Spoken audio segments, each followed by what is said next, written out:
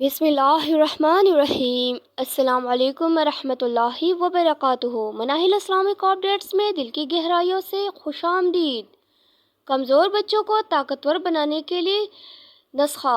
कमज़ोर बच्चों को रोज़ाना 1 चम्मच शहद दूध में मिलाकर देने से बच्चों में दुबलापन ख़त्म हो जाता है और बच्चे मोटे हो जाते हैं। नंबर 2, पके हुए टमाटरों का ताज़ा रस बच्चों को दिन में 2-3 बार देने से बच्चे सेहतमंद व तवाना हो जाते हैं। जिस्म को मोटा करने का देसी नुस्खा। इज्जा: गाजर 4 किलो, दूध 4 किलो, देसी घी 1 किलो, चीनी 1 किलो, तो हम गाजर 250 ग्राम, ज़ाफ़रान 6 ग्राम लें।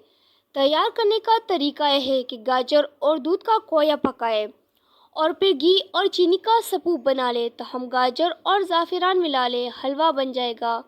थोड़ा थोड़ा हलवा बच्चों को रोज़ाना खिलाएं। ये नुस्खा जिस्मानी कमज़ोरी दूर करने के साथ साथ जिस्म और जहन को चुस्त बनाता है।